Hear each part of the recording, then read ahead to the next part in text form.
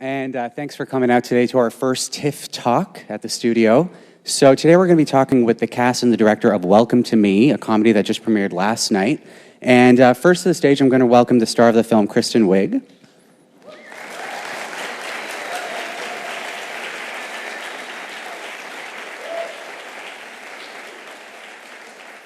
And her co-star in the film, Linda Cardellini. And we also have the director of the film, Shira Piven.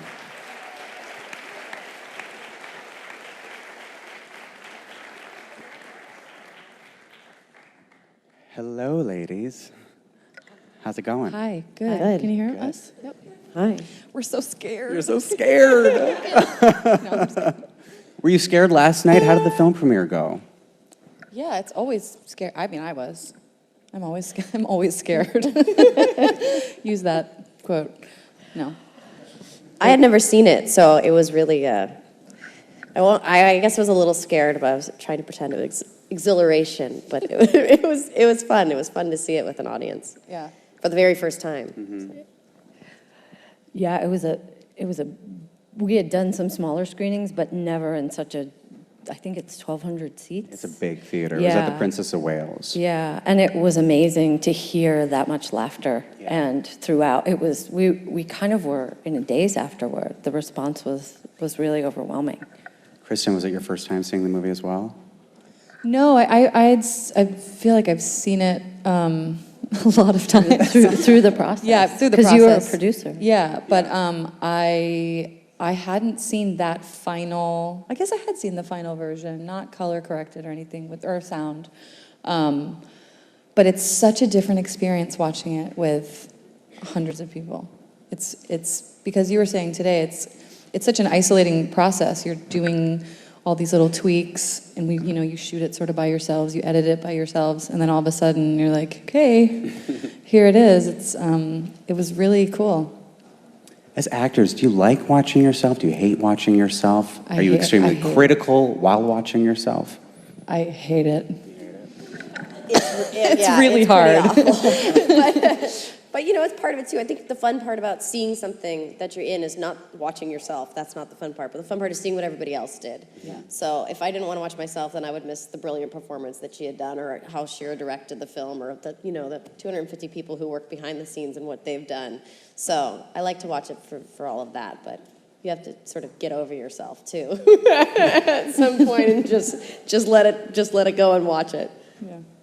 And Shira, why don't I have you describe, well, first let's get a show of hands for who has seen the film. Okay, so that's 3 people, 4 people, 5. Okay, more hopefully in the days to come. Would everyone else mind leaving? Is that rude? No, I'm just kidding. Spoiler alert. Just kidding. Well, Shira, why don't you describe exactly what the film's about? It's got quite the unique plot, and who both of these wonderful actors play. Okay, it's a film about a woman who lives in the Palm Desert area, and she has borderline personality disorder, and she wins the lottery and buys herself her own cable access show that is exclusively about herself. That's basically what it's about. And Kristen plays the role of Alice Klieg, and this main woman, and Linda plays her best friend Gina. Who's been with me throughout my entire Childhood life. friends. Yeah, childhood friends, yeah. I had the same reaction when I first read the plot synopsis before actually seeing the film. I laughed out loud like much of the audience just did. What did you two make of the script when you first came across it? It's unlike anything I've ever seen. Exactly. It's unlike anything I've ever read.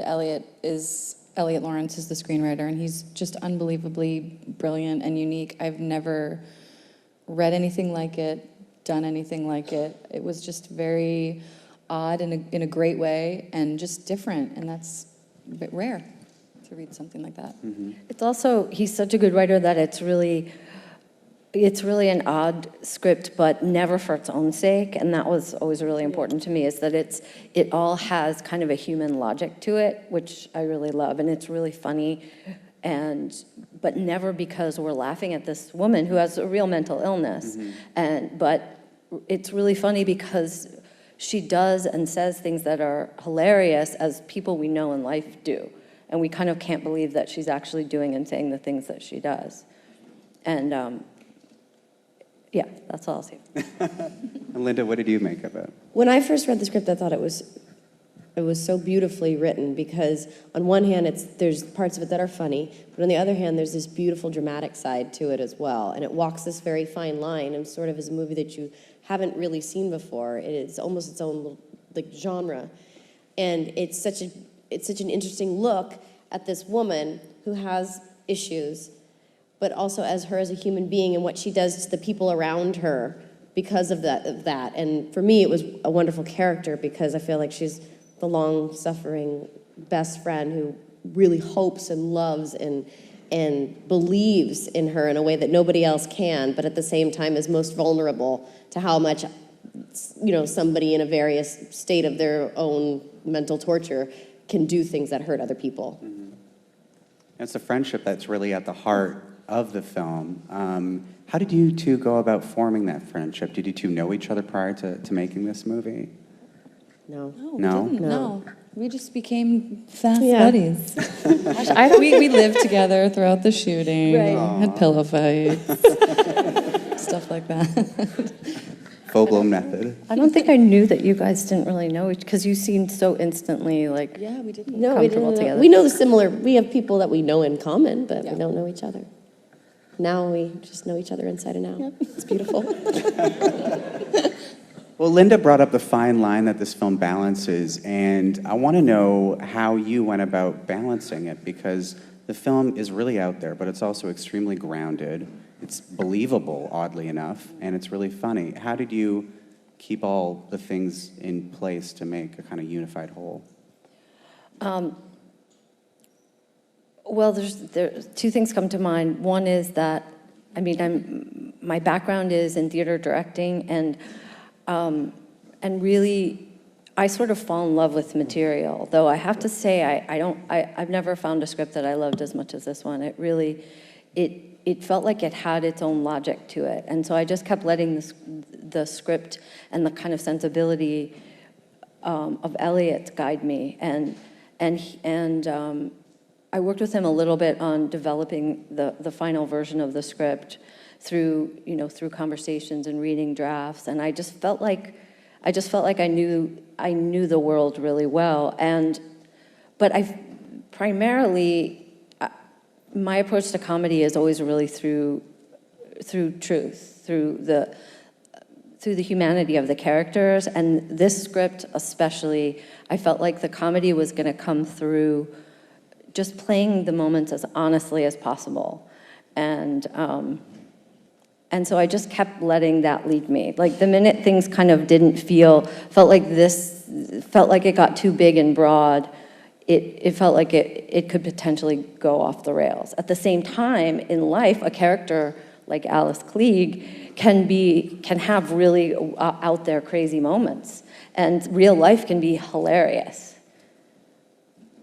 So I feel like the balance came from starting with the humanity. I was also saying earlier, someone asked me a question about advice or good advice that you've gotten from people.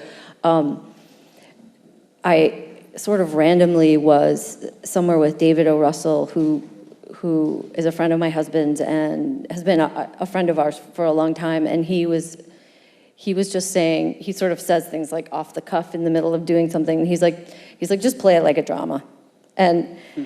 And I remember that sort of like, it was like a little thing to hold on to as I went into the process of filming it. Mm-hmm. Is that an approach you take to your comedy, play it like a drama? Well, there is a reality that you have to have because you want people to come with you, and you want to make, I think things are funny, or a character can make you laugh when you do think it's a real person, or maybe you know someone like that, or something's relatable or grounded to them, because if it's just, totally wacky, then it's just that.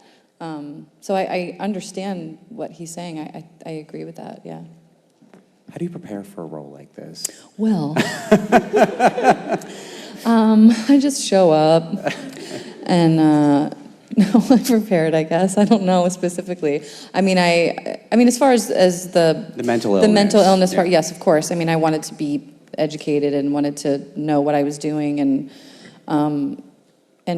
one thing that I found is if this person has borderline personality disorder and this person has it, it could manifest in, they could be totally two different people, completely different personalities. It varies with people, and so I just kind of found Alice through the way Elliot beautifully wrote her, and she has all these very specific traits, and I just wanted to take what I knew about it, but also stay true to who Alice kind of already was. And you feel like when you're reading the script that you know this person, and so I just tried to approach everything coming from her point of view rather than just a general mental illness point of view, if that makes sense.